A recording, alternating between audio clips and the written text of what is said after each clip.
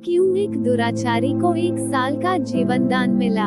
महर्षि वेद व्यास जी द्वारा रचित श्रीमद् भागवत महापुराण में एक कथा आती है। कथानुसार कनौज में एक अजामिल नाम का ब्राह्मण रहता था। वह ईश्वर भक्त होने के साथ साथ पितृ भक्त भी था। बड़ों का आदर करना, गुरुजन और अतिथियों का सम्मान करना, प्रतिदिन पूजा अर्चना करना, ऐसे सात्विक कार्य करते हुए वह अपना जीवन व्यतीत कर रहा था। विवाह योग्य होने पर अजामिल का विवाह एक बहुत ही सुंदर और सुशील ब्राह्मण कन्या से हुआ। दोनों का सांसारिक जीवन खुशी से व्यतीत हो रहा था। एक दिन वो पूजा की सामग्री लेने वन में गया। आते वक्त उसे एक व्याभिचारी युगल सरोवर के पानी में जल क्रीड़ा करता हुआ प्रेम में लिप्त दिखाई दिया। ऐसा असहज व्यवहार अजामिल ने अपने जीवन काल में पहली बार देखा था। अजामिल उस स्त्री के सौंदर्य की ओर आकर्षित हो गया। उसके कदम भले ही अपनी कुटिया की तरफ बढ़ रहे थे, पर मन तो अभी भी सरोवर किनारे दिखी व्याभिचारिणी के पीछे भाग रहा था। उस दिन से अजामिल कुछ बहका बहका सा रहने लगा। उसका मन पूजा पाठ और पिता की सेवा से उब चुका था। अजामिल ने उस स्त्री का पता ढूंढ लिया और वह रोज उससे मिलने लगा। धीरे धीरे अपने सभी संस्कारों को भूलकर वह विषय विकारों में लिप्त हो गया। अजामिल की आंखों पर भोग विलास की पट्टी बंधी थी। एक दिन वो उस स्त्री को अपने घर ले आया। अजामिल का ऐसा अधार्मिक व्यवहार देखकर उसके पिता संतप्त हो गए और अजामिल को घर से निकल जाने का आदेश दे दिया। इस पर क्रोधित होकर अजामिल ने अपने वृद्ध पिता और देवी समान पत्नी को अपनी कुटिया के बाहर धकेल दिया। अब वो स्वच्छंद रूप से उस स्त्री के साथ अनाचारी जीवन जीने लगा। उसका सारा धन भोग विलास में समाप्त हो गया। पैसा कमाने के लिए वह चोरी, डकैती जैसे अवैध मार्ग अपनाने लगा। वो एक ब्राह्मण से एक अपराधी बन चुका था।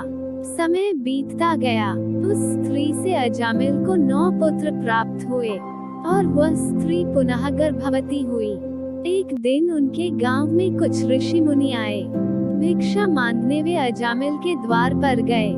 उस वक्त अजामिल चोरी चकारी के लिए बाहर गया हुआ था। उस स्त्री ने बड़े श्रद्धा भाव से ऋषि मुनियों की सेवा की, उन्हें भोजन कराया। अंत में उस स्त्री ने आत्मग्लानि से भरकर अपने और अजामिल के सारे दुष्कर्मों के लिए मुनियों से माफी मांगी। ऋषि मुनियों ने उसे आशीर्वाद देते हुए कहा कि वह अपने 10वें पुत्र का नाम नारायण रखे, और वे वहां से चले गए। अजामिल को 10वां पुत्र प्राप्त हुआ। ऋषि मुनियों के कहे अनुसार उस स्त्री ने अपने बच्चे का नाम नारायण रखा। सबसे छोटा पुत्र दोनों का दुलारा बन गया था। समय बीतता गया और अजामिल अपने पाप कर्म में लिप्त रहा। समयानुसार अजामिल वृद्ध हो गया था। जब उसका अंत समय आया तो भयानक यमदूत उसके सामने उपस्थित हुए। यमदूत उसके बुरे कर्मों के कारण उसे नर्क ले जाना चाहते थे।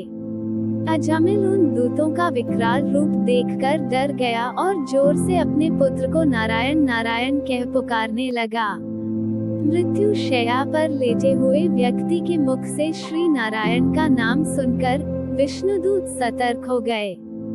यमदूतों के पास से अजामिल को बचाने के लिए विष्णुदूत वहां प्रकट हुए। अजामिल को लेकर यमदूतों और विष्णुदूतों में ठन गई। यमदूत उसे नर्क ले जाना चाहते थे और विष्णुदूत उसे सुधरने का अवसर देना चाहते थे। दोनों पक्षों में वाक युद्ध आरंभ हुआ। अजामिल दोनों पक्षों को अच्छी तरह से देख और सुन पा रहा था।